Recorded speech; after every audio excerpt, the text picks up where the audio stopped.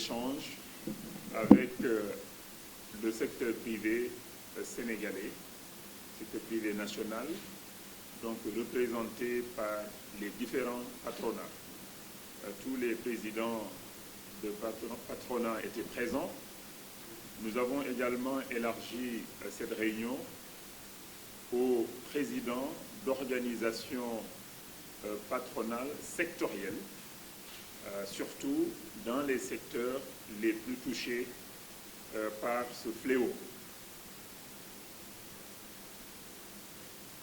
D'abord, le gouvernement, par ma voix, a clarifié les décisions qui ont été prises en Conseil des ministres donc, le mercredi. Pour la riposte sanitaire, l'État a dégagé donc un budget de 64 milliards dédié à la santé. Contrairement à ce qui a été un peu rapporté dans une partie de la presse, ces 64 milliards, ce n'est pas la riposte économique, ce n'est pas pour l'appui économique, c'est entièrement dédié à la riposte sanitaire. Un budget donc géré par le ministère de la Santé. Et ce budget donc sera essentiellement financé par l'État et nos partenaires également au développement qui ont manifesté un soutien fort pour appuyer l'État dans la riposte sanitaire qui est donc la priorité. Deuxième décision donc, c'est la mise en place d'un comité de croissance et de veille économique que nous avons donc présenté au secteur privé qui sera représenté à ce comité. Et ce comité donc est chargé d'étudier, d'analyser la riposte économique et de faire des propositions au Conseil des ministres pour des décisions à caractère économique et social. C'est ça donc le rôle de ce comité. Et troisième point, c'est la création du fonds de solidarité et de riposte contre le Covid, contre les effets du Covid-19. Donc c'est le fonds Force Covid-19 qui sera abondé par l'État, nos partenaires au développement avec qui je me suis entretenu ce matin dans un comité restreint, et une participation donc du secteur privé qui souhaite contribuer. Donc durant nos réunions, j'ai vraiment invité le secteur privé également à contribuer à ce fonds de solidarité et de riposte contre les effets économiques et sociaux de Covid-19. Donc on attend la contribution également du secteur privé, la contribution de bonne volonté, la contribution de certaines fondations et de toutes sortes de contributions financières pour la riposte donc économique et sociale contre les effets du Covid-19. Durant donc nos discussions aujourd'hui, il a été noté et accepté par tous que ce fléau va affecter toute l'économie, donc tous les secteurs, à des degrés divers selon les secteurs. Le secteur de l'hôtellerie, par exemple, a parlé du nombre d'emplois qui seraient menacés avec la fermeture déjà de certains hôtels et la fermeture progressive peut-être d'autres en fonction de l'évolution donc de ce fléau. Il y a également des emplois indirects bien sûr qui sont liés au secteur de l'hôtellerie. Donc tous les fournisseurs aussi de ce secteur seront également affectés. Donc certains sous-secteurs tels que l'artisanat, tels que la culture, même le bâtiment, quelque part le commerce, d'une certaine manière peut être affecté à cause des effets donc sur ce secteur. Également le secteur de l'aviation. Bien sûr, impact sur la commande publique dans la sous-région, parce que la sous-région également, avec la fermeture des frontières, il y a un certain impact sur le travail que certaines entreprises offrent à d'autres pays de la sous-région. Donc le secteur de la culture est très impacté aussi. Certains ont même avoir dit qu'ils ont commencé à renvoyer certains de leur personnel. Pas d'événements également, et donc cela affecte les travailleurs dans l'événementiel, donc pas de recettes, effet immédiat.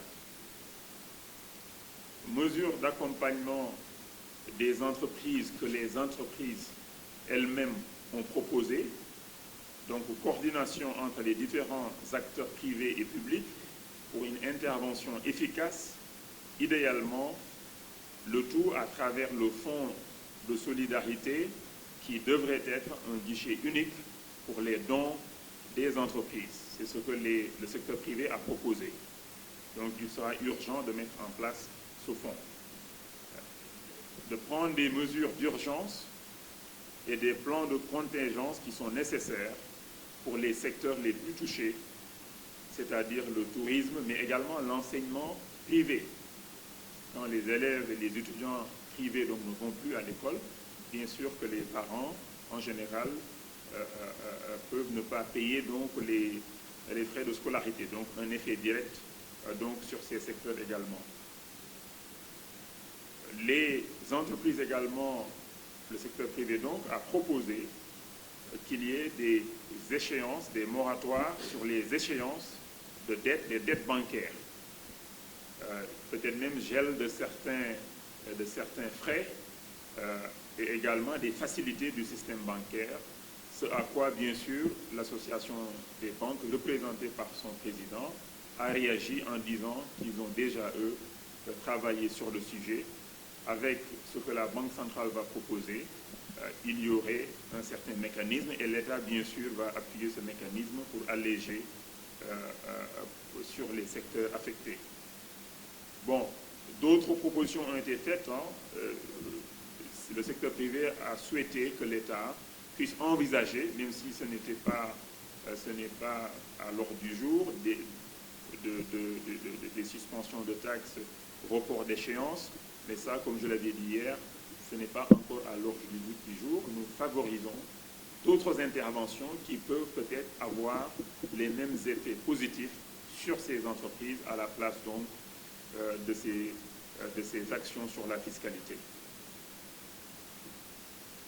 Les entreprises également ont proposé peut-être, pour celles qui payent des impôts, de verser une partie de leurs impôts, de leurs cotisations dans le fonds social, mais ça, on va examiner donc avec le ministre des Finances et du Budget, et même d'autres mécanismes pour encourager les entreprises à abonder le fonds. On pourra aussi explorer.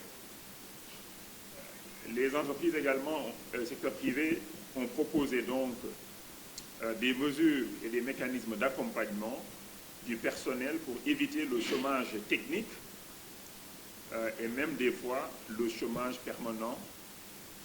Envisager qu'une partie donc, de ce fonds de solidarité et de riposte puisse aider donc l'emploi, aider les personnes affectées donc, par ces chômages techniques par exemple. Car les entreprises toutes seules ne pourront pas faire face à cela. Donc ça a été bien noté.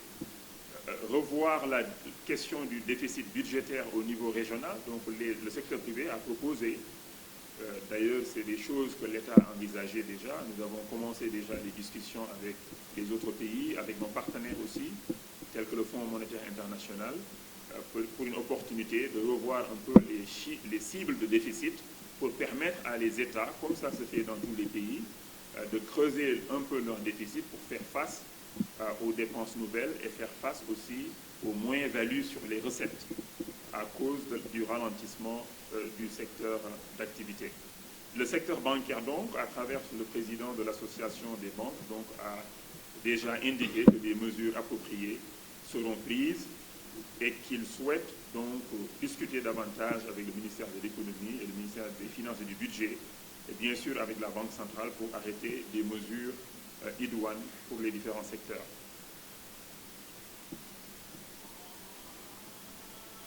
Également, le secteur privé a parlé de la nécessité de voir, en fait, de revoir les cas de force majeure au niveau des contrats entre le secteur privé et l'État, mais aussi entre des entreprises du secteur privé. c'est un cas vraiment de force majeure. Donc on voit un peu l'application de cette force majeure et également l'impact donc attendu sur l'activité. Certaines personnes aussi, certains membres du secteur privé ont proposé peut-être des garanties pour les entreprises culturelles formelles, mais une aide aussi à travers la SODAV qui regroupe les artistes parce qu'ils sont touchés de plein fouet. Et également des suggestions pour, à moyen terme, réfléchir sur comment, le plus possible, rendre notre économie plus autonome et renforcer surtout la production et l'activité locale pour que nous puissions gérer nous-mêmes nos besoins et aussi éventuellement exporter davantage vers le reste du monde, mais surtout pouvoir satisfaire nous-mêmes en interne nos besoins. Les entreprises également ont parlé d'aide aux entreprises, d'aide des entreprises, par exemple le secteur des technologies. L'association qui regroupe les entreprises dans les TIC a proposé aussi des solutions et est prête également à appuyer l'État et les entreprises, surtout dans le combat contre le Covid-19, en utilisant des technologies adaptées, mais également comment aider tout le monde peut-être à travailler le plus possible à distance et travailler à la maison, faire des réunions à distance, etc., si les choses devaient s'empirer. Et donc, voilà, on a parlé également de l'implication du secteur privé dans le comité de veille, comité de croissance et de veille. Donc, le secteur privé désignera ses représentants, son représentant. Également, le secteur privé donc, a insisté pour qu'on ait des enquêtes et des études, on les accélère pour